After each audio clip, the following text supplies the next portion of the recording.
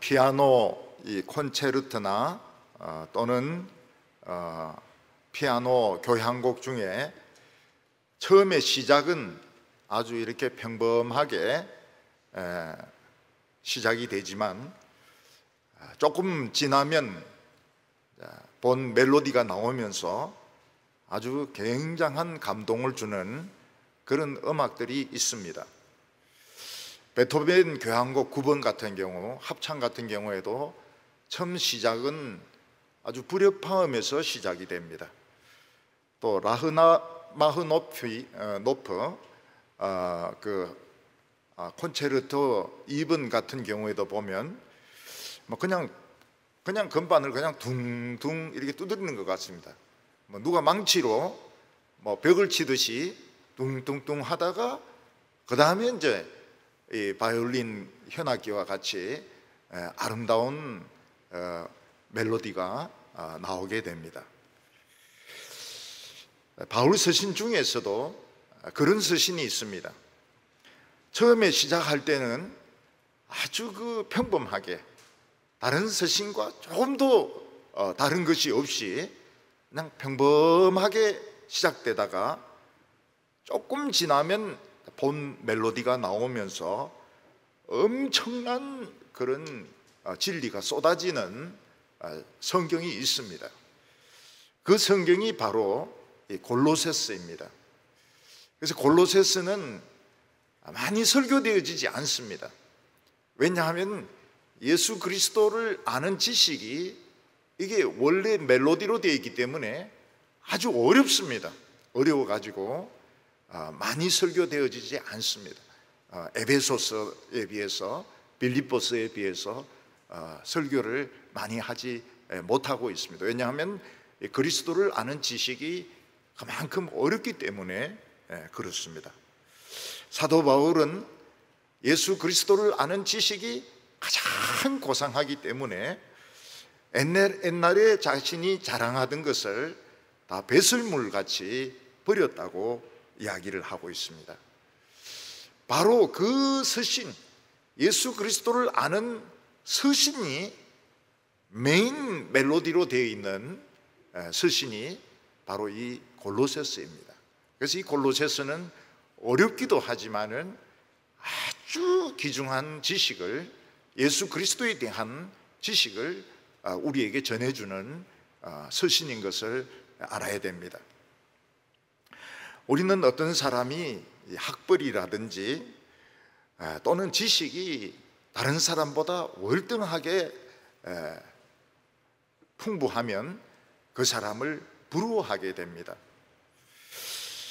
우리나라 지식인들 중에서 기자가 이렇게 인터뷰하러 갔을 때 얼마나 아는 것이 많은지 기자들에게 질문할 시간도 주지 않고 막 1시간, 1시간 반 자기 이야기만 쭉 하는 사람이 있습니다. 그래서 기자가 나중에 무슨 부탁을 하는가 하면 내가 좀 질문할 수 있는 시간을 좀 달라고, 얼마나 아는 게 많은지 그냥 마이크만 갖다 대면 그냥 이야기가 막 줄줄줄줄 나오는 이런 학자가 있습니다. 그 중에 한 분이 이제 이어령 씨입니다.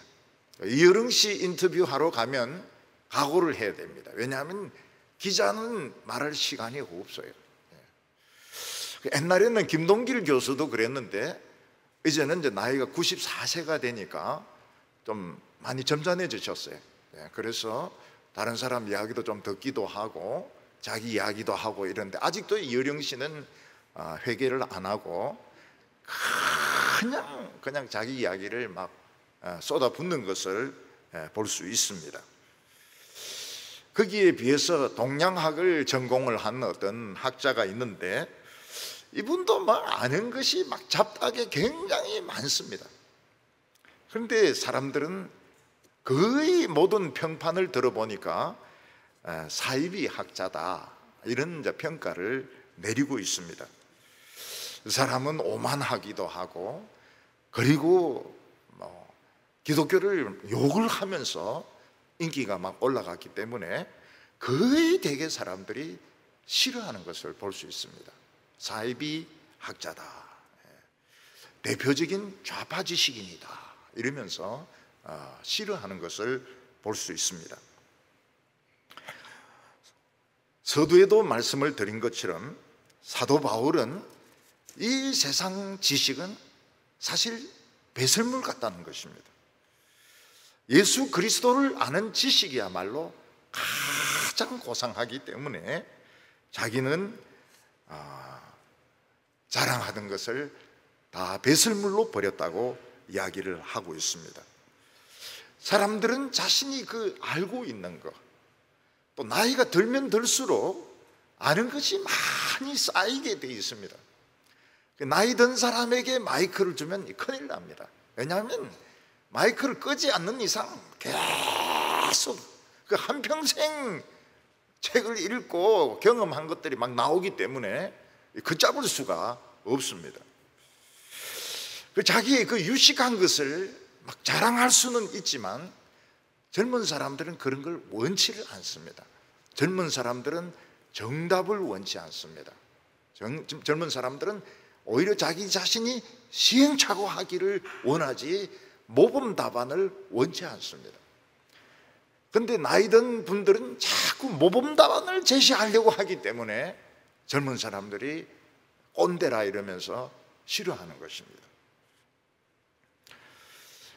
이 세상 지식은 자기가 얼마나 많이 알고 있는가, 자기가 얼마나 유식한가 하는 것을 자랑할 수는 있지만 막상 듣는 사람이 자기 자신을 발견할 수가 없습니다. 그러나 예수 그리스도를 아는 지식은 바다에 빠져서 표류하고 있는 사람에게 비치는 구조선의 빛과 같습니다. 바다에 빠진 사람에게 헬기의 조명이 비치면 그 사람은 건짐을 받을 수 있습니다. 요즘 공부 잘하는 사람들 중에서 인격적으로 파탄에 빠지거나 또는 우울증으로 자살을 하는 사람도 많이 있습니다. 왜냐하면 그 지식이 어두움의 지식이기 때문에 그렇습니다. 그래서 그 지식이 자신을 구원하지를 못합니다. 그렇게 1등을 달리고 그렇게 좋은 학교를 나오고 그렇게 연봉을 많이 받는데도 자살을 하는 것을 보면은 이 어두움의 지식이고 자기를 구원하지 못하는 지식이기 때문에 그렇습니다. 골로새서의 시작은 다른 편지하고 똑같이 평범하게 시작이 됩니다. 바울은 자신이 하나님의 뜻에 따라 사도가 되었고 골로새에 있는 성도들에게 편지를 한다고 하면서 은혜와 평강이 여러분들에게 있기를 바란다. 모든 편지를 다 그렇게 시작하고 있습니다. 그리고 난 후에 다른 어떤 성경에서도 찾아볼 수 없는 이 그리스도를 아는 지식, knowing Christ, 예수 그리스도를 아는 지식으로 바로 들어가게 됩니다. 아주 깊이 있는 멜로디를 가진 편지인 것입니다. 오늘 첫 번째는 이 골로새에 세워진 교회는 어떤 교회인가 하는 것입니다. 만약 우리가 예수를 안 믿었더라면 지금 어떤 사람이 되어 있을까요? 아마 남성들 중에서는 막 술고래가 되어 가지고 막 술을 매일 마시는 분들도 많을 겁니다. 아니면 담배 골초가 되어서 하루에도 막 2갑도 피우고 막 3갑도 피우고 이런 분들도 계실 것입니다. 또 부인하고 막 갈등이 일어나 가지고 막 이혼을 해야 되느냐 말아야 되느냐 막 가정이 행복하지가 않은 그런 분들도 많이 있을 것입니다. 그리고 돈을 벌기 위해서 돈만 목적으로 해서 살아가는 분들도 있을 것입니다. 또 여자분들도 예수를 안 믿었더라면 남편에게 좀 더 나에게 좀 더 잘해줘라, 나에게 좀 더 시간을 할애를 해라, 그래서 막 잔소리를 막 퍼붓고 그래도 말을 안 들으면 막 저주를 퍼붓고 아이들도 공부를 더 잘해라고 1등이 되라고 막 닥달질하는 그런 여성이 되었을지도 모릅니다. 근데 우리는 예수를 믿음으로써 우리는 완전히 변화된 삶을 살고 있습니다. 술도 마시지 않습니다. 담배도 피우지 않습니다. 돈을 목적으로 해서 살아가지도 않습니다. 아이들에게 성적을 가지고 닥달질하지도 않습니다. 아이들이 살아있는 것만으로도 너무 감사합니다. 또 남편도 너무 고생한다고 그렇게 격려하고 위해서 기도를 합니다. 완전히 다른 인생을 살게 된 것은 예수를 만남으로써 그렇게 된 것입니다. 이 골로새라고 하는 도시는 지금 이제 터키, 옛날에는 소아시아라고 불렀는데 터키 내륙 지방에 있는 도시입니다. 이 골로새에 아주 가까운 도시로 히에라폴리스가 있고 라오디게아가 있습니다. 그런데 히에라폴리스라는 도시는 온천으로 아주 유명합니다. 지금도 온천이 나오고 있습니다. 그냥 보면은 그 언덕에 하얀 눈이 많이 덮인 것 같고 사람들이 그 추운데 수영복을 입고 막 있는 것 같은데 그 하얀 것은 온천에서 나온 유황인 것입니다. 물은 아주 뜨겁습니다. 이 온천수는 라오디게아를 향하여 흘러갑니다. 뜨거운 물이 흘러갑니다. 그리고 골로새에서는 아주 차가운 또 이 시냇물이 또 솟아나서 흘러갑니다. 이도 라오디게아로 흘러갑니다. 그래서 이 라오디게아에서는 히에라폴리스에서 흘러나온 온천수와 골로새에서 흘러온 이 차가운 물이 합쳐지면서 미지근한 물로 변하게 됩니다. 그래서 예수님께서는 요한계시록에서 라오디게아 교회를 향해서 너희가 차지도 않고 덥지도 않으니까 내 입에서 토하여 내버리겠다 이렇게 말씀을 하고 있습니다. 다시 말해서 신앙은 굉장히 시원한 면이 있어야 됩니다. 예배를 드리고 기도하고 찬송을 하면서 시원해야 됩니다. 그리고 설교 말씀을 듣고 기도하면서 뜨거운 것이 있어야 됩니다. 뜨거운 것과 시원한 것, 이것이 함께 있는 것이 이것이 좋은 신앙인 것입니다. 그런데 이 골로새 교회는 사도 바울이 전도해서 세운 교회가 아닙니다.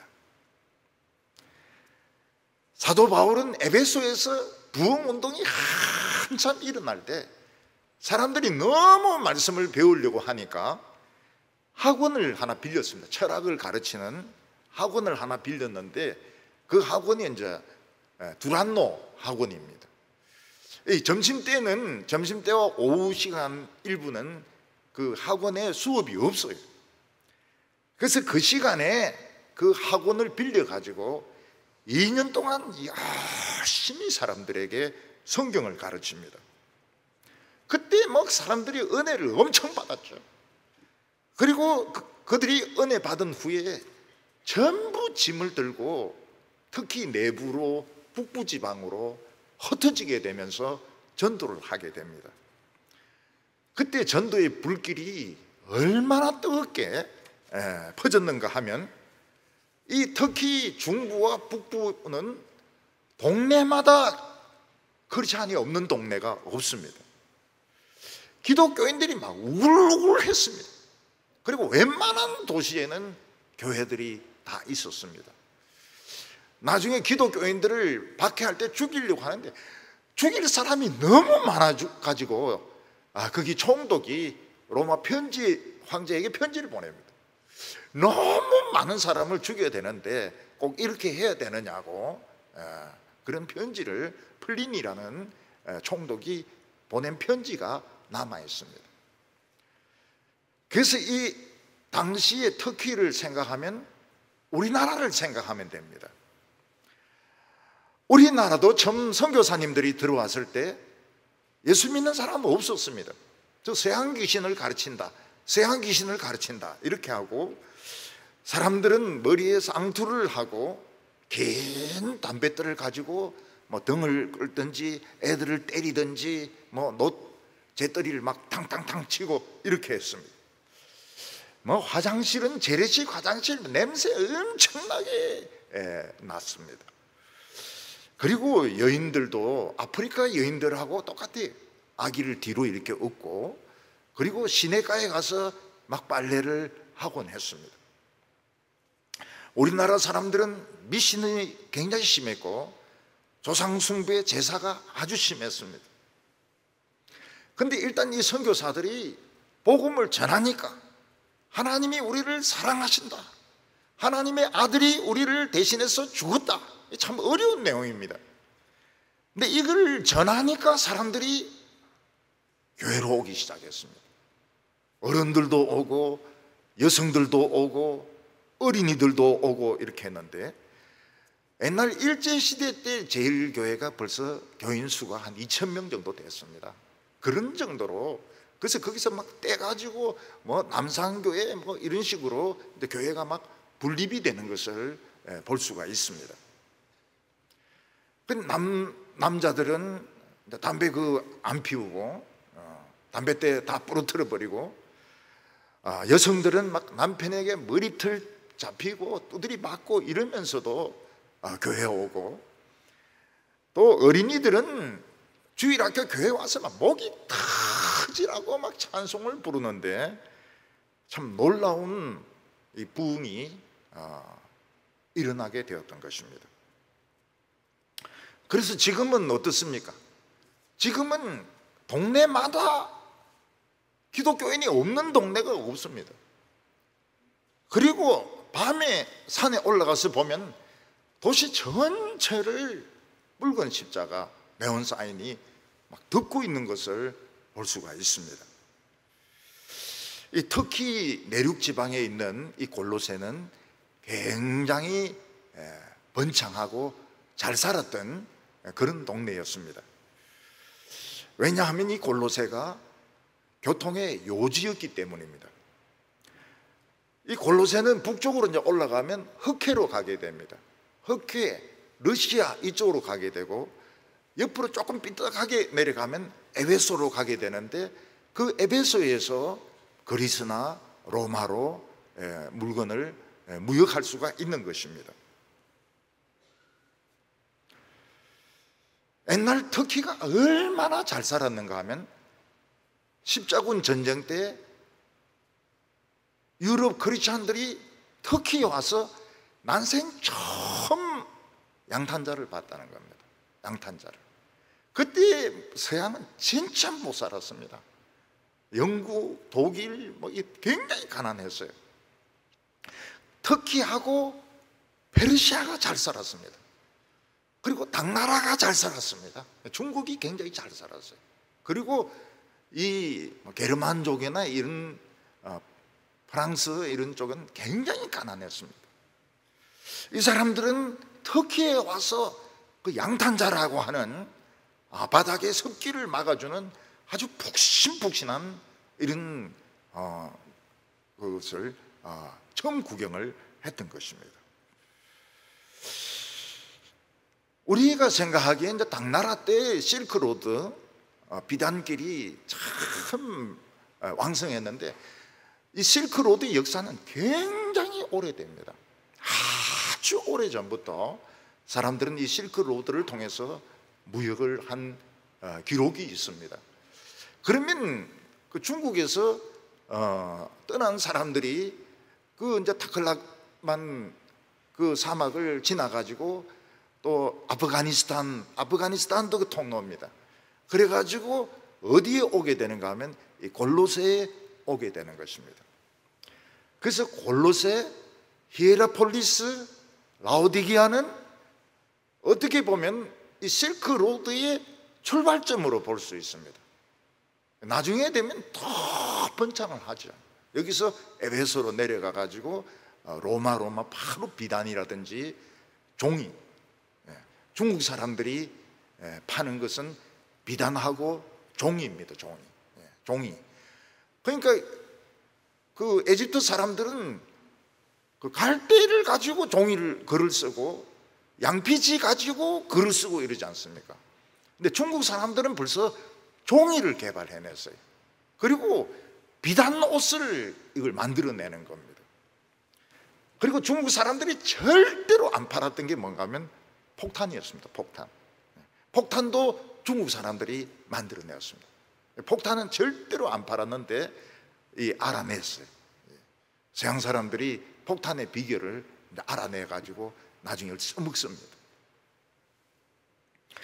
양탄자라든지 그리고 양모로 된 그런 옷이나 천은 중국으로 아프가니스탄이나 이쪽으로 가고, 그리고 비단이라든지 종이는 이 서양으로 흘러 들어오는데, 바로 이 빌립보, 히에라폴리스 그리고 이 골로새가 거기에 어떤 종점 비슷한, 중간 종점 비슷한 역할을 했던 것입니다. 근데 그 뒤에 이 골로새는 지진이 여러 번 일어나게 됩니다. 그래서 지금은 골로새에 사는 사람이 없습니다. 지금은 완전 폐허가 되었고, 골로새에 가면 뭐만 있는가 하면 영어로 골로새 이런 팻말만 하나 있고 아무도 없습니다. 아무것도 없어요. 무너진 건물 흔적밖에 없습니다. 그래서 골로새서 공부하는 것이 골로새 여행하는 것보다 더 낫지 않을까, 그런 생각이 듭니다. 사도 바울이 골로새 교회에 이 편지를 쓰게 된 것은 이상한 교훈을 가르치는 사람들이 나타났기 때문입니다. 학자들은 이 사람들을 영지주의다 이렇게 부르는데, 제가 보기에는 영지주의라기보다는 그냥 잡탕신학, 짬뽕신학을 한 사람인 것 같아요. 영지주의는 이거보다 훨씬 수준이 깊습니다. 영지주의. 그래서 영지주의에 대해서 대항하기 위해서 사도 요한은 요한복음을 쓰고 요한 일서를 쓰고, 그리고 또 베드로는 베드로전서를 쓰고 베드로후서를 쓰고 이런데, 영지주의 넓은 의미에서는 그럴지 모르겠는데 제가 보기에는 좀 잡탕신학인 것 같아요. 이 사람들은 유대교나 기독교에서 아무거나 끄집어내 가지고 자신의 그 종교를 만들었던 것입니다. 그래서 그들은 할례를 받아야 된다고 했습니다. 유대교에서 받아온 거죠. 할례를 받아야 구원을 얻는다. 그리고 천사를 숭배해야 된다. 천사를 숭배해야 천사의 도움을 받는다. 그리고 금욕적인 생활을 해야 된다. 금욕적인 생활이 뭐냐? 결혼을 하면 안 된다. 결혼을 못하도록 했습니다. 그리고 중요한 것은 예수 그리스도의 신성을 부인했습니다. 왜냐하면 성경이 예수 그리스도는 맨 피조물보다 맨 먼저 난 자라고 했기 때문에 예수는 피조물이지 하나님일 수가 없다. 그래서 그들은 예수님의 십자가도 부인하고 예수님의 부활도 부인하고 예수 그리스도를 하나님이신 것을 부인했습니다. 사실 우리가 예수님에 대해서 많은 것을 알지 못합니다. 성경에 나온 그 이상은 모릅니다. 그보다 훨씬 더 많은 비밀을 그리스도는 가지고 있을 겁니다. 성령도 마찬가지입니다. 그런데 이 골로새에 나타난 이 이단들은 그리스도는 피조물 중에서 먼저 난 자라고 하지 않았느냐. 그러니까 그리스도는 피조물이다, 먼저 난 피조물이다, 이런 식으로 가르쳤던 것입니다. 결국 이런 가르침의 핵심은 무엇인가 하면 인간의 공로입니다. 할례도 받고 금욕적인 생활도 하고 예수 그리스도가 한꺼번에 우리 죄를 용서해 줬다는 걸 우리 믿을 수가 없다. 그래서 공을 세워야 된다, 공로를 세워야 된다 하는 것이 핵심인 것입니다. 정상적인 생활을 해가지고는 구원 못 받고 결혼 생활하고 직장 생활하고 이래간 구원을 못 받고 공을 많이 세워야 된다. 이게 모든 종교의 핵심입니다. 우리 이 복음 말고 모든 종교는 공로를 가리킵니다. 그래서 불탑을 쌓고 그 다음에 어떻게 선행을 하고 그리고 무슨 기도도 많이 해야 되고 이런 식으로 행위를 가르치는데, 복음은 뭡니까? 예수 그리스도가 단번에 우리 죄를 사하셨다. 우리는 공로로 구원받는 거 아니다. 은혜로 구원받는 거다. 근데 골로새에 나타난 이단들은 그거를 믿지 못하는 것입니다. 그래서 검욕적인 생활을 해라. 그리고 예수 그리스도는 피조물이다. 이런 잡탕신학을 가르쳤던 것입니다. 우리가 구원받는 것은 구원받을 만한 것이 우리에게 있어서 받는 것이 아닙니다. 우리는 그냥 믿기 때문에, 예수 그리스도를 믿기 때문에 구원을 받는 것이지, 우리가 기도를 많이 하거나 선행을 많이 하거나 그래서 공을 많이 세우기 때문에 구원받는 거 아닙니다. 근데 누가 상식적으로 생각해도 아니 공도 없는 인간들이 어떻게 구원을 받을 수 있는가? 그래서 기독교 안에도 이런 공로 사상이 많이 들어오고 있습니다. 이거는 굉장히 위험한 것입니다. 제가 서울에 살 때 산에 올라가 보면 그 소나무 재선충이 생겨가지고 산에 있는 나무가 전부 다 죽어 있습니다. 그래서 제가 자세히 이렇게 보면 전부 줄기에 구멍이 뚫려 있는데 거기에 재선충 벌레가 있는 것입니다. 그 재선충을 뭐라고 말하는가 하면 소나무의 암이라고 이야기를 합니다. 이거는 그냥 잘라도 안 됩니다. 이게 알이 떨어질 수 있으니까. 그러니까 어떻게 합니까? 그걸 잘라가지고 그냥 그 자리에서 그냥 그대로 눕혀가지고 그 자리에서 그대로 이 비닐이라든지 이런 걸 씌워가지고 오랫동안 그걸 덮어둡니다. 결국은 소나무 다 죽습니다. 소나무 재선충이 오면 소나무는 다 죽습니다. 마찬가지로 예수 그리스도를 하나님의 아들로 믿지 않고 우리가 은혜로 구원받는다는 것을 못 믿고 공로를 세워야 된다, 공로를 세워야 된다, 이게 들어오면은 결국 기독교는 다 죽습니다. 그래서 사도 바울은 이 골로새 교회를 자기가 직접 세운 것도 아니고 직접 전도한 것도 아니지만은 이 골로새서를 보내어 가지고 그들로 하여금 바른 신앙을 가지도록 만들고 있는 것입니다. 두 번째는 우리는 하나님의 은혜로 구원받았다 하는 사실입니다. 사도 바울은 골로새 교인들에게 자기 자신을 소개하면서 하나님의 뜻으로 말미암아 사도된 바울과 형제 디모데는 이렇게 말을 하고 있습니다. 하나님의 뜻으로 사도되었다고 하는 것은 지금 이 편지가 개인적인 그런 안부를 전하는 그런 편지가 아니고 이것은 하나님의 뜻에 따라서 하나님의 말씀을 전하는 권위를 가진 그런 서신이라는 것입니다. 그래서 보통 보면 레터라고 하면 그냥 편지입니다. 개인적인 안부 편지인데 에피슬 이러면은 이건 이제 서신이라 이래가지고 권위를 가진, 교리를 가진 이런 편지를 생각하게 되는 것입니다. 복음이 에베소 서원에서 거기서 설교를 들은 사람들에 의해서 히에라폴리스에도 교회가 세워지고 라오디게아에도 교회가 세워지고 골로새에도 교회가 세워지고 그 위로 올라가면 갑바도기아, 본도 막 이런 곳에 그냥 기독교인들이 우글우글하게 된 것은 정말 놀라운 일입니다. 바른 복음이 전거되고 이 사이비 가라지가 들어오지 않으면은 싹이 피고 꽃이 피고 열매가 맺히게 되어 있습니다. 마치 아론의 지팡이처럼 하루 사이에 싹이 나고 꽃이 피고 열매가 맺히는 것입니다. 그래서 여기서 우리가 알 수 있는 것은 복음 전도라고 하는 것은 우리가 다른 사람을 설득하는 것이 아니고 하나님이 자기 택한 백성을 부르시는 것입니다. 그리고 택한 백성들은 그 부르심에 아멘으로 반응을 합니다. 도저히 안 믿을 것 같은데 저 사람 막 술고래고 미신을 섬기고 그래서 절대로 안 믿을 것 같은데 전도하면 교회를 나와요.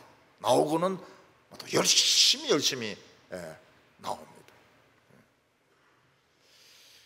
어떤 할머니는 시장에 장사를 하는데 욕쟁이입니다. 욕쟁이. 그냥 하루에 어느 누구라도 한 명 붙들리 가지고 막 욕을 안 먹는 일이 없어요. 정말 욕쟁이입니다. 욕쟁이 할머니. 근데 그 사람이 전도를 받았습니다. 교회 가고 싶어요. 교회 가고 싶은 마음이 들면서 막 악몽을 꾸는데 막 개들이 나타나가지고 막 물고 당기면서 교회 가지 말라고, 교회 가면 너 죽는다고. 근데 막 개들 다 뚜드리 패고 막 이 사람이 교회를 온 거예요. 교회를 와가지고 교회에서 신방 가가지고 부적 다 떼가지고 불태워버리고, 그리고 이 사람은 욕을 안 합니다. 시장에서 욕을 안 해요. 그리고 얼마나 충성된지 교회에서 권사까지 됐습니다. 교회까지 권사까지 됐어요. 또 그 아들은 또 이 음악을 또 잘 해가지고 지휘자까지 됐습니다. 지휘자까지. 러시아 어디 막 유학 갔다 와가지고 지금 아마 교수도 하고 있을 겁니다. 그러니까 이 참 복음 전도라고 하는 것은 참 놀라워요. 이상하게 교회 가고 싶은 마음이 드는 겁니다. 교회 가고 싶은 마음이 들어. 자기가 먼저 물어볼 때가 있어요. 교회로 가려면 어떻게 가면 되느냐고, 언제 가면 되느냐고. 우리 교회도 평일날 전화가 옵니다. 예수 믿고 싶은데 언제 몇 시에 가면 되냐고, 교회 안 다니는 사람도 가도 되느냐고, 그런 걸 물어봐요. 그래서 이 전도하는 것이나 선교하는 것을 어렵게 생각할 필요가 없습니다. 우리가 설득까지 하려고 하니까 어려운 것이지, 너 교회 와봐, 너 교회 와봐, 이렇게만 하면 됩니다. 이렇게만 하면 돼요. 가르쳐 주는 것은 교회에서 가르쳐 주는 것이고, 한번 교회 가볼래? 그럼 또 따라와요. 따라옵니다. 어렵게 생각할 필요가 없어요. 왜냐하면 하나님께서 자기 백성을 부르시기 때문에 양들은 거기에 반응을 합니다. 따라옵니다. 2절에 보면 골로새에 있는 성도들 곧 그리스도 안에서 신실한 형제들에게 편지하노니, 골로새에 있는 성도라고 했지만 영어에는 뭐라고 되어 있는가 하면 세인트라고 되어 있습니다. 세인트. 세인트는 성자라는 뜻입니다. 성자. 그래서 우리가 더 노골적으로 해석을 하면 골로새에 있는 이 성자들에게 편지한다, 이런 뜻이 되는 것입니다. 우리가 성자라고 하면 어떤 사람이 돼야 됩니까? 일단 성을 내면 안 됩니다. 성자는 성을 내면 안 돼요. 누가 와서 막 삿대질을 하고 욕을 해도 화를 안 내면 그 사람은 성자죠. 성자입니다.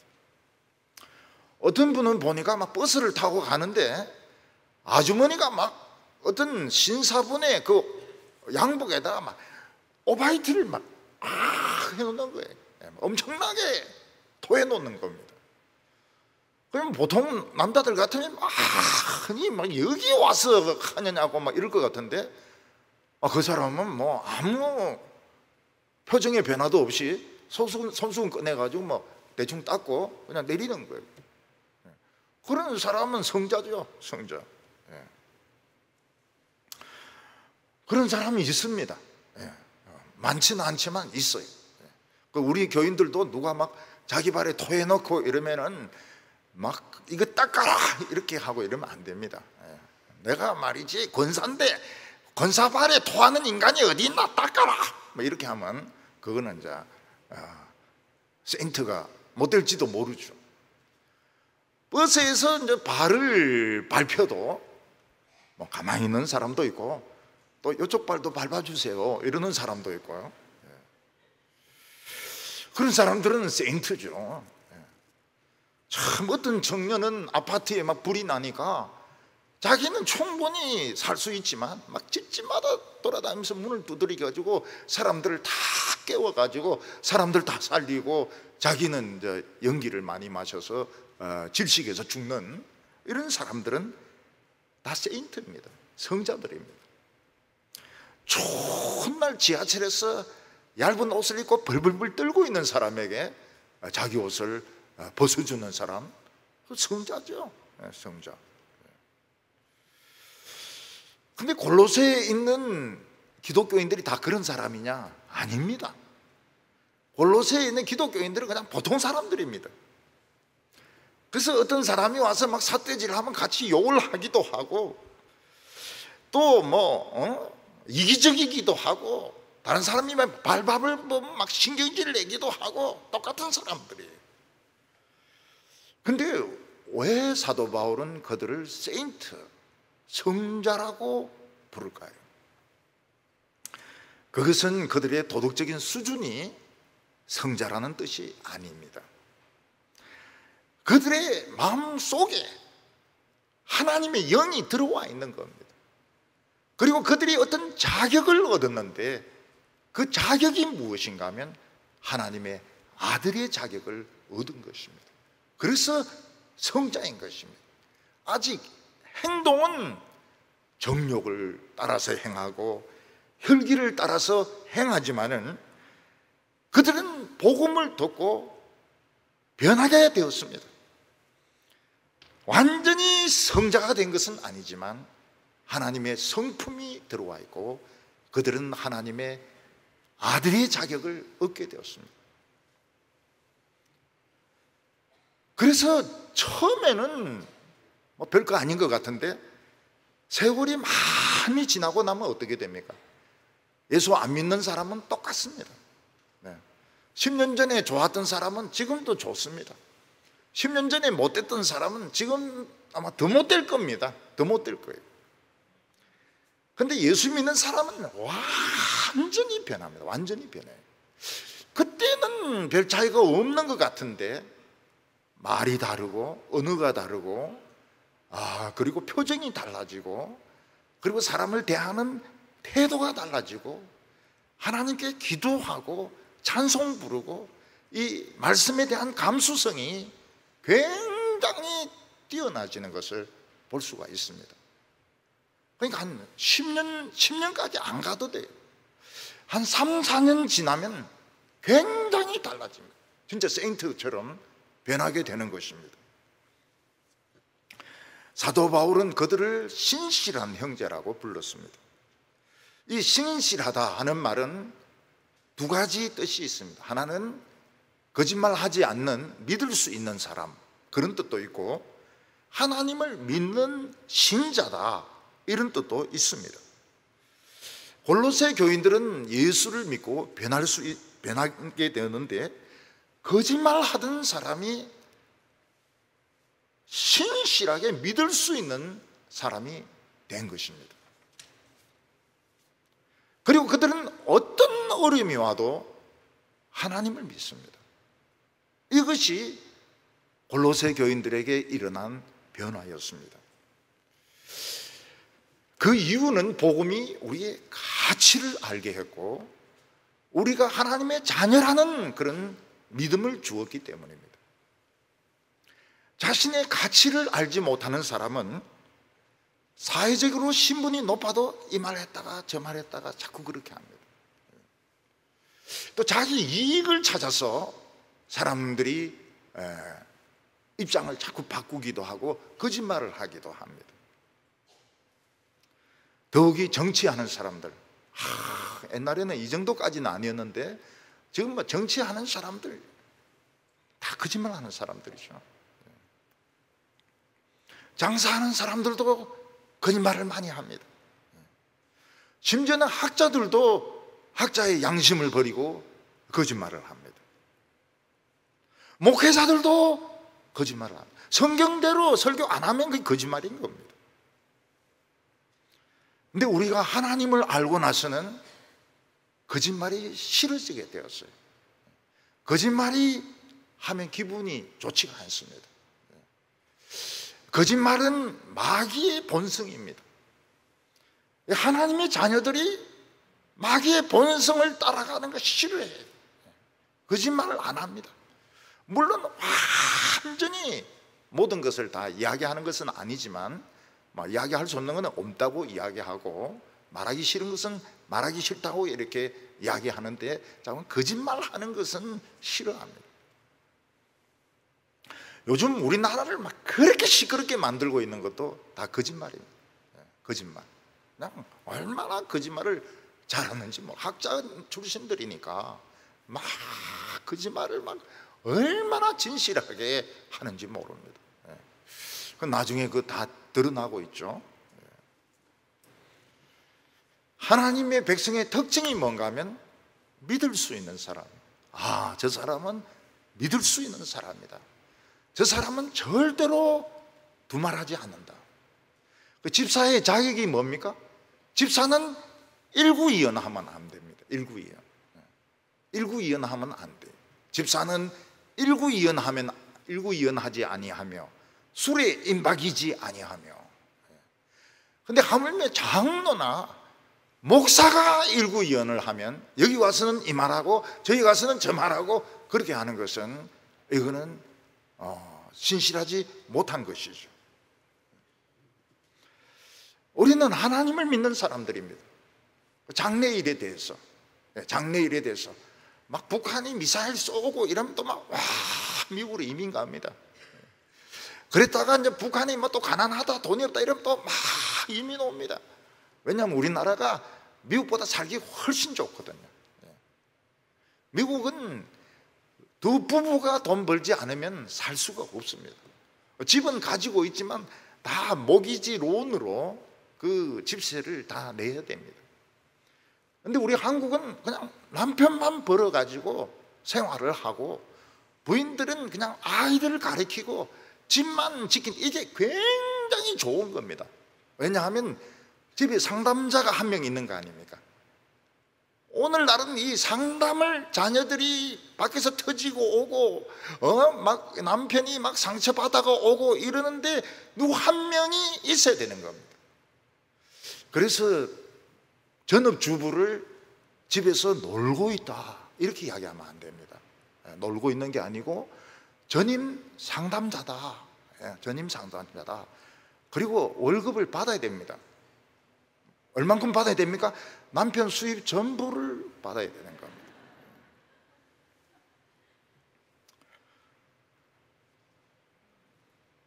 우리가 하나님을 믿으면서 어려운 일 당할 때 하나님을 끝까지 믿으면 어떻게 됩니까? 길이 반드시 있습니다. 죽으라는 법이 없어요. 죽으라는 법이. 이상하게 길이 있습니다. 가보면 길이 있어요. 너무 좋은 길이 있습니다. 다른 사람들이 보기에 어려움 당했는데도 가만히 있으면은 참 저 사람들은 아무 의욕이 없는, 살 의욕이 없는 사람처럼 보일 수가 있습니다. 사람이 어려움 당하면 막 몸부림도 쳐보고 살려고 막 애도 써봐야지 저렇게 가만히 있으면 어떡하냐고. 우리는 하나님이 안 도와주시면 망합니다. 그러나 하나님은 천재입니다. 천재 중에 천재이기 때문에 하나님 우리 아무리 나쁜 상황이라 하더라도 좋게 만드실 수 있습니다. 근데 왜 전부 좋게 안 만드시냐? 좋게 만들면 다 세상으로 가거든요. 좀 어려움이 있어야 교회 와가 아버지요 뭐 이러면서 기도도 하고 막 찬송도 부르고 이러지. 돈 많은데 뭐 때문에 교회 와가지고 시간을 그렇게 보내겠습니까? 그래서 하나님도 사람을 다뤄보니까 이 돈 많이 주면 이거 전부 놀러 다닌다. 그래가지고 하나님도 작전을 바꾸신 겁니다. 이거는 조상 때부터 워낙 하나님을 많이 속여가지고 그런 겁니다. 그래서 뭐 어쩔 수가 없어요. 좀 가난해야 교회 와가지고 오후 예배도 드립니다. 왜냐하면 갈 데가 없으니까요. 교회 와서 예배도 드리고 수요일 날도 오고 금요일도 오고 딴 데 가는 것보다는 교회 오는 게 낫거든요. 그래가 엄청 은혜를 받습니다.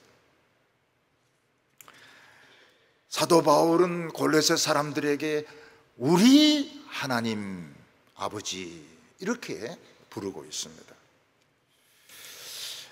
우리가 예수 믿고 죄만 용서받는 것이 아닙니다. 하나님이 내 아버지가 되시는 것입니다. 물론 육신의 아버지도 있습니다. 그렇지만 진짜 어머니 뱃속에서 나를 만드신 하나님이 내 아버지이신 것입니다. 하나님은 자녀들을 위하여 아무것도 아끼지 않습니다. 아무것도 아끼지 않아요. 필요하다고 생각하면 뭐 하버드, 옥스포드, 캠브리지 얼마든지 다니게 할 수 있습니다. 서울대 교수도 되게 할 수 있고 뭐 경대 교수가 되게 할 수도 있고 다 되게 할 수 있습니다. 근데 일부만 그렇게 해야지 전부 경대 교수 되고 전부 서울대 교수 되고 이러면 그 교회가 뭐가 되겠습니까? 전부 지 잘났다고 할 거 아닙니까? 그래서 우리는 하나님을 부를 때 신이시여 이렇게 부르지 않습니다. 막 손을 떨면서 오 신이시여 오십시오 복을 주십시오 이렇게 안 합니다. 자식들이 아버지를 부르듯이 아버지, 사랑하는 아버지 이렇게 부릅니다. 저는 제 아버지도 그렇게 불러본 적이 한 번도 없습니다. 사랑하는 내 아버지 이렇게 불러본 적이 없어요. 너무 무서워가지고. 우리 아버지 손이 이게 소뚜껑입니다. 맞는 즉시 즉사합니다. 너무 무서워가지고 사랑하는 나의 아버지 이래가면 아버지 안아보고 이런 적이 없어요. 아버지도 앉지도 않고 엎지도 않고. 아버지의 자랑이 뭐냐? 자식 7을 낳았지만 한 명도 안 업어줬다는 것이 아버지의 자랑입니다. 만약 길에서 애들이 자기 아버지를 만나게 되었습니다. 그럼 막 요즘 애들은 아버지, 아빠 막 아빠가 돌아볼 때까지 막 소리를 지를 겁니다. 이게 우리가 얻은 그런 본성인 것입니다. 며칠 전에 아파트를 이렇게 돌고 있는데 아버지와 아주 조그만 딸이 같이 걷고 있어요. 밤에. 근데 딸이 뭐 하고 있는가 보니까 아버지하고 협상을 하고 있어요. 손을 잡고 돌면서 그 협상의 내용이 뭔가 하면 용돈이 작다는 거예요. 얘는 한 주에 500원씩 받는 것 같아요. 그래서 아빠인데 아빠 한 주에 1,000원씩 주세요. 그리고 빨빨 새 돈으로 주세요. 그러니까 이 아버지가 막 끔뻑 넘어가는 거예요. 이 애가 아버지인데 막 살살살살. 그러니까 아버지가 그러면 너는 용돈이 배가 오르는구나. 그래 언제부터 그렇게 빨빨 새 돈으로 1,000원 줄까? 이러니까 오늘부터요. 하나님은 우리에게 이 모든 축복을 그냥 주셨습니다. 아무 대가 없이 주셨습니다. 은혜로 주셨습니다. 은혜로 주셨다는 것은 기독교에는 공로가 들어오면 안 된다는 거예요. 공로가 들어오면 안 됩니다. 나는 뭐 전도를 몇 명 했기 때문에 밥통을 상으로 받는다. 조그만 모닝차를 상으로 받는다. 이렇게 하면 안 돼요. 전도는 그냥 전도고, 전도는 전도고, 그리고 잘하는 건 잘한 것이고 그런 것이죠. 근데 하나님께서는 이런 걸 선물로 주시는데 그냥 던져주시는 것이 아니고 감동으로 주십니다. 우리에게 말씀을 주실 때도 감동을 일으켜 주십니다. 이게 이 세상하고 큰 차이점입니다. 세상은 얼마나 감동이 없습니까? 세상은 감동이 없어요. 사람들은 서로 막 무릎 뜯으려고 하고 있습니다. 조금만 기분 나쁘면 막 욕을 합니다. 버스를 타서 막 운전수를 막 때리기도 합니다. 애들을 막 발로 찰 때도 있습니다. 그게 감동이 없어요. 그런데 하나님 안에는 감동이 있습니다. 우리에게 선물을 주실 때 큰 기쁨으로, 감동으로, 가슴으로 느낄 수 있도록 주시는 겁니다. 저는 얼마 전에 감동을 받았는데, 어떤 할머니가 카이스트에 700 몇십억을 그냥 무상으로 그냥 준 겁니다. 700 몇십억 원을. 700억 원이라는 것은 어마어마한 돈입니다. 어마어마한 돈을 이 사람은 카이스트에게 그냥 학생들을 위해서, 학교를 발전을 위해서 쓰라고 그냥 준 거예요. 이 할머니는 사업에도 성공하고 또 자식도 없고 이러니까 과학을 공부하는 카이스트 학생들을 키워야 되겠다. 그래서 이 막 700억 원이나 되는 돈을 막 그냥 갖다 준 것입니다. 근데 그 할머니는 매력적인 부분도 있습니다. 뭐가 매력적인가 하면 작년에 결혼을 했어요. 할머니가 결혼을 했어요. 근데 누구하고 결혼을 했는가 하면 옛날 서울법대, 이분도 서울법대 다녔는데 서울법대 다닐 때 첫사랑하고 결혼을 한 겁니다. 그 첫사랑 남자 다른 할매하고 살다가 죽고 이제 자기 혼자 남은 것 같아요. 그러니까 첫사랑하고 다시 만나가지고 결혼을 한 것입니다. 참 이 할머니는 감동이 있어요. 좀 늦었지만은 감동이 있는 삶을 살고 있습니다. 근데 저는 조금 불만이 있어요. 왜 그런가 하면 700억을 그냥 카이스트에 줄 게 아니고 한 300억만 주고 한 400억은 서울공대 주고 이랬으면은 정말 제가 막 박수를 치면서 막 좋아했을 건데, 서울공대 학생들 얼마나 열심히 공부합니까? 근데 막 700억을 그냥 다 줘버리고 말이죠. 서울대 출신이 말이죠. 서울대를 잊어버리고 말이죠. 그래서 감동이 50점밖에 안 돼요.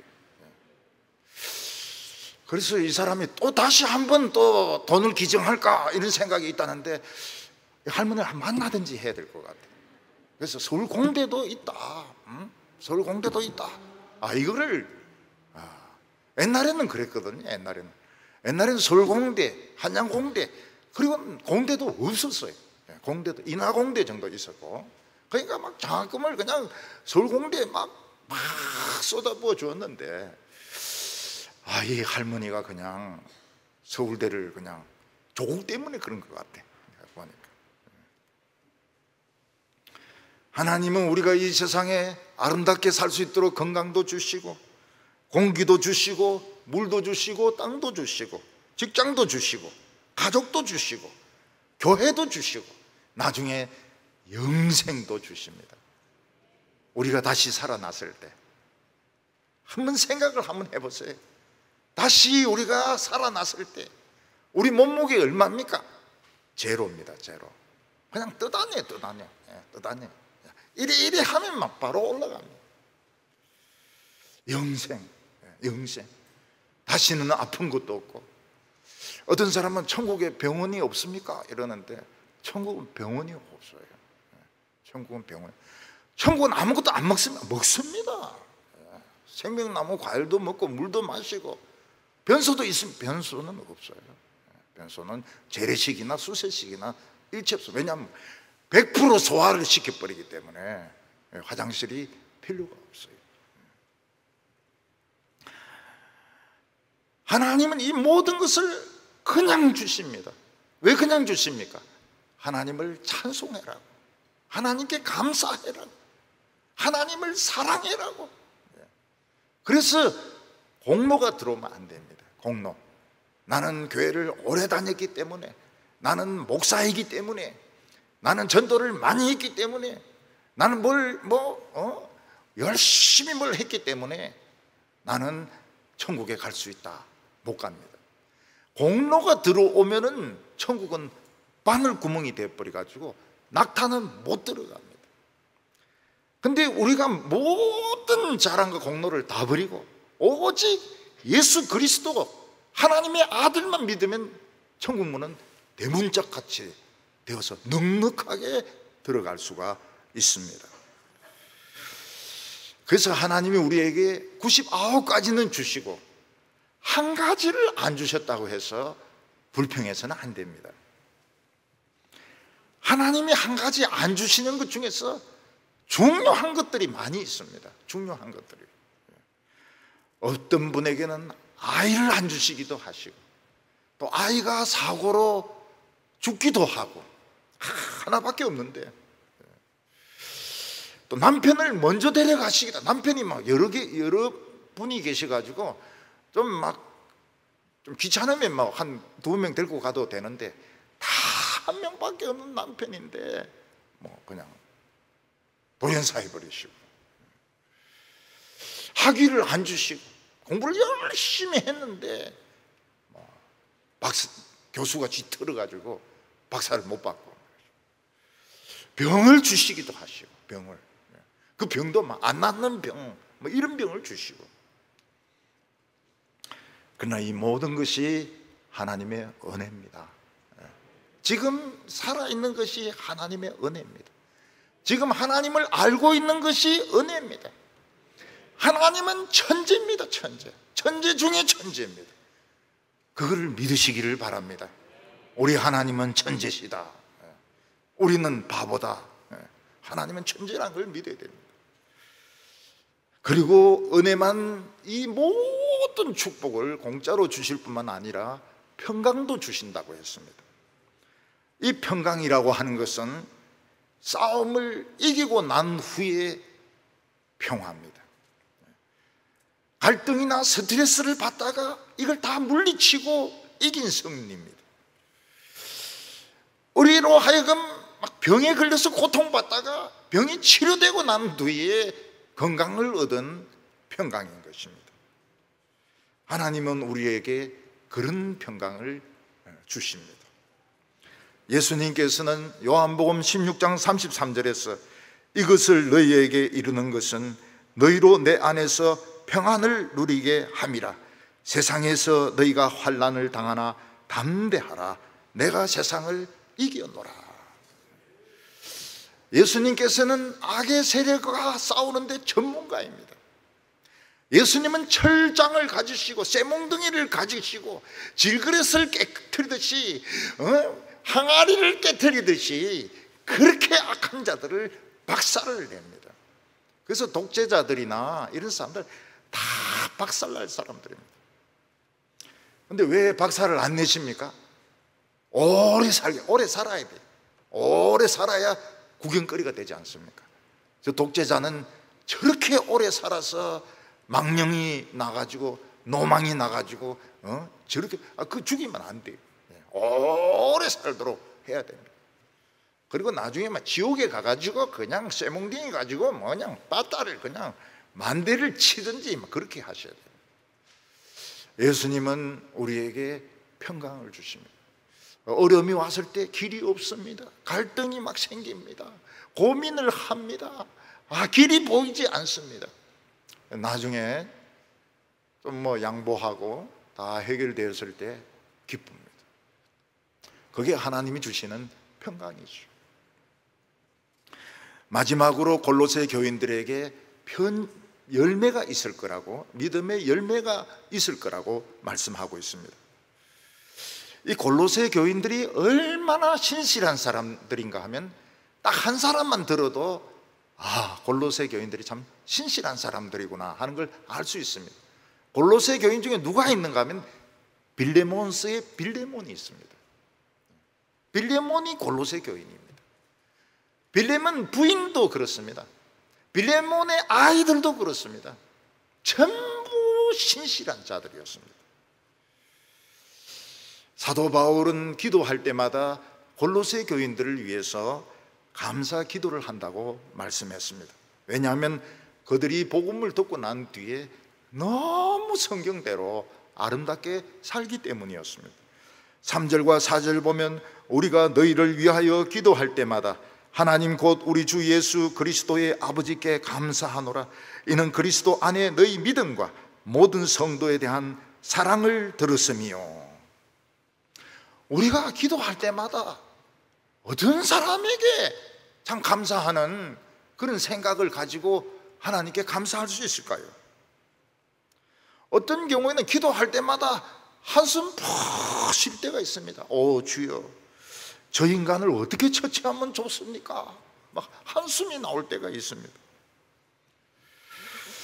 근데 골로새 교인들은 복음을 듣고 복음에서 벗어나지 않고 좌우로나 우로나 치우치지 않고 성경 말씀 그대로 살았습니다. 이 골로새 사람들의 성품이었던 것 같아요. 그냥 외길로 그냥 쭉 가는 겁니다. 5절에 너희를 위하여 하늘에 쌓아둔 소망으로 말미암음이 곧 너희가 전에 복음 진리의 말씀을 들은 것이라. 골로새 교인들은 믿음도 그냥 왔다 갔다 하는 믿음이 아닙니다. 어떤 분은 한번 딱 제대로 믿고 나니까 그냥 그 길로 그냥 쫙 가는 거예요. 왔다 갔다 하질 않아요.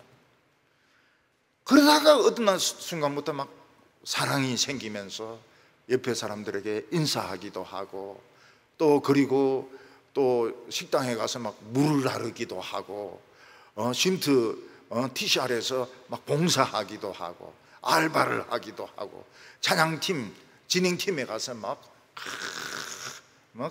찬송 부르기도 하고. 유치부 같은 데서는 이 진행팀들이 얼마나 인기가 있는지 몰라요. 왜냐하면 요즘 유치부 어린이들이 성숙해가지고 그 오빠들을 사랑을 하거든요. 그래 이 대학 4학년 이런 오빠들을 막 사랑을 해요. 사랑을. 얼마나 이 어린이들이 조숙한지 몰라요. 그리고 웬만하면 짝이 다 있습니다. 자기 짝 건드리면 큰일 나요. 근데 그런 사랑 말고 참 다른 사람을 소중하게 보는 거죠. 다른 사람에게 말을 함부로 하지 않는 겁니다. 자기의 잘난 것을 자랑하지 아니하고 말을 함부로 하지 않고 어떻게 하든지 상처를 주지 않고. 교회에서 상처받으면 안 낫습니다. 교회에서 상처받는 거 두 가지가 안 낫는다 그래요. 돼지인데 밟힌 게 안 낫고 교회에서 상처받은 거 안 낫는다 그래요. 돼지는 그 뾰족 구두 아닙니까?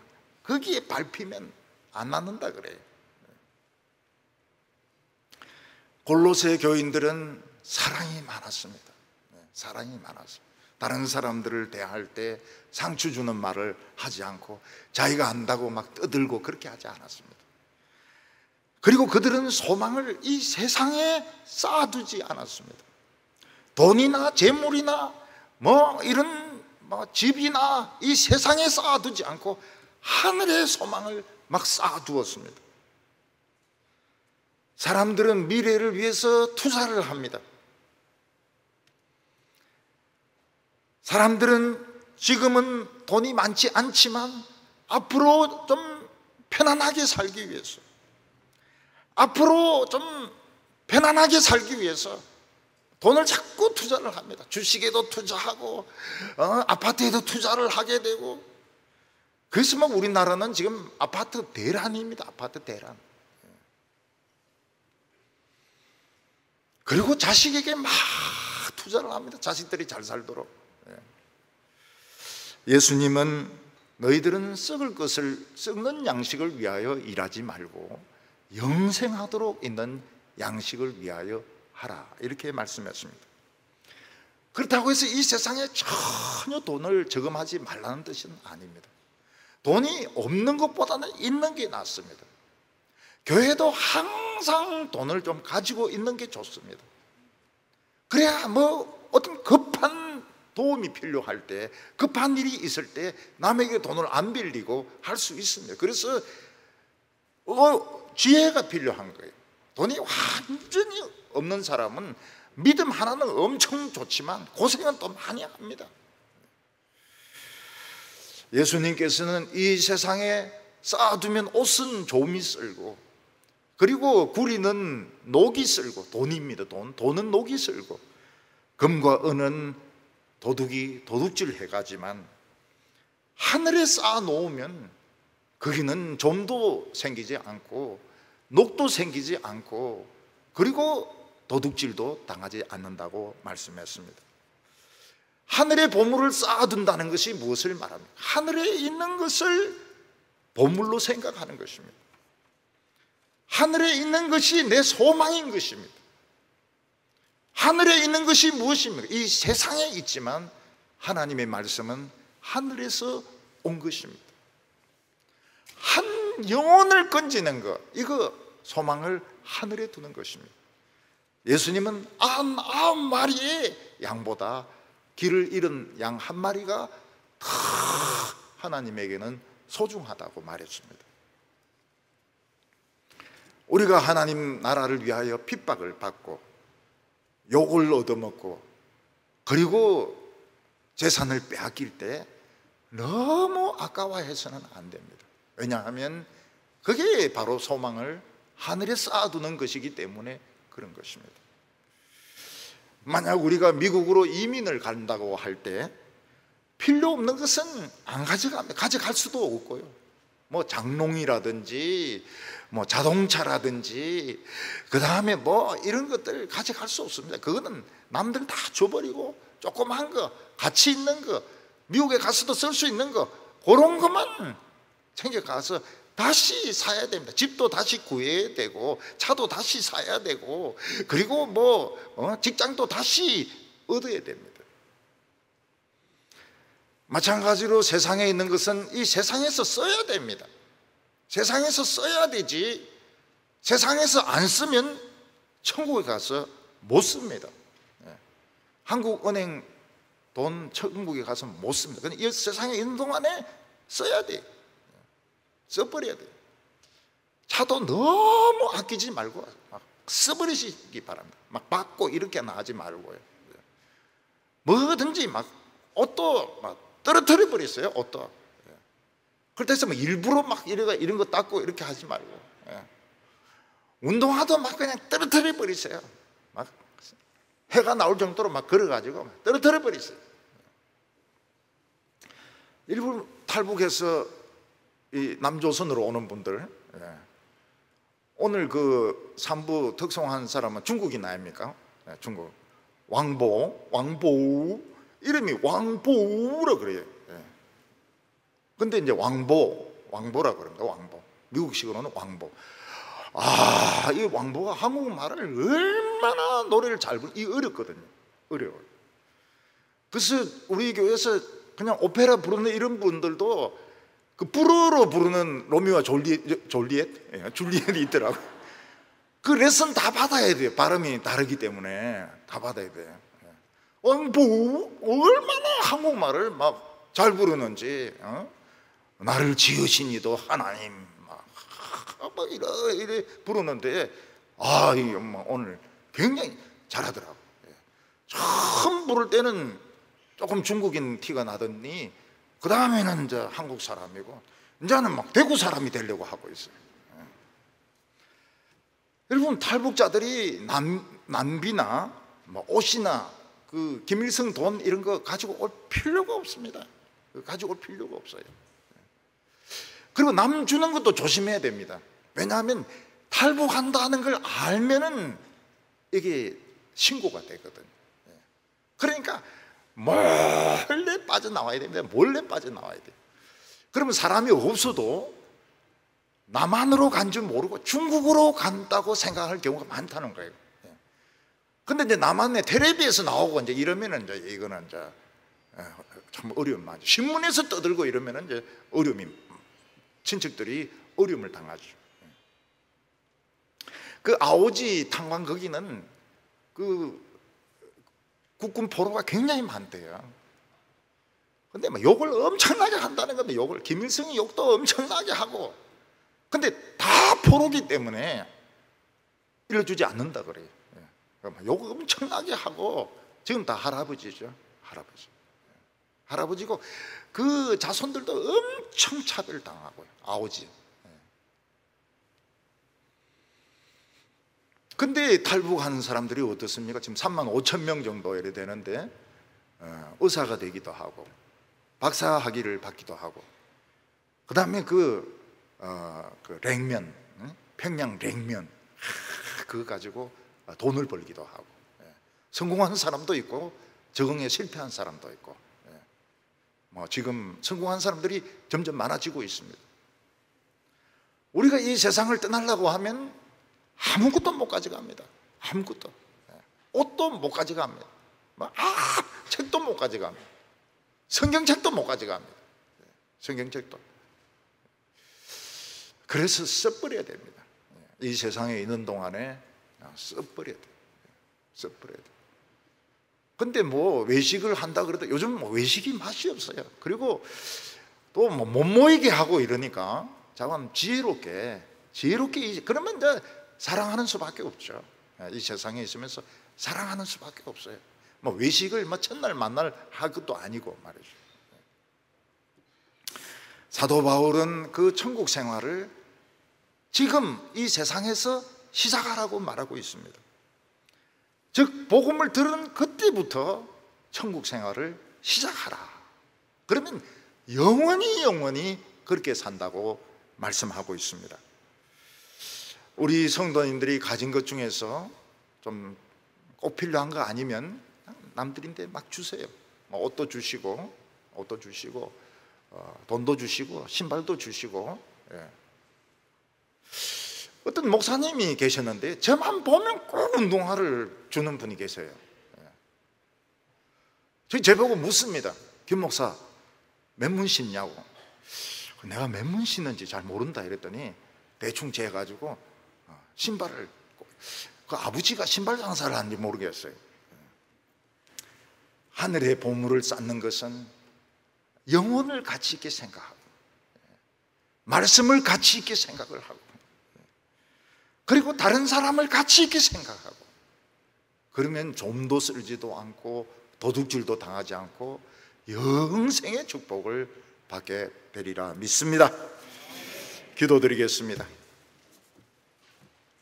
거룩하신 하나님 아버지, 참 그 옛날 특히 골로새 교인들 중에서 신실하고 하나님을 믿는 사람들이 있었던 것을 보면 놀라게 됩니다. 오늘 저희들이 참 감동 없이 살 때가 많은데 오늘 저희들의 마음속에 감동을 주시기를 원합니다. 하나님이 안 주신 것에 대해서 괴로워하거나 원망 불평하지 말게 하여 주시고 여기서부터 천국 생활 시작하게 하여 주시옵소서. 예수님의 이름으로 기도하옵나이다. 아멘.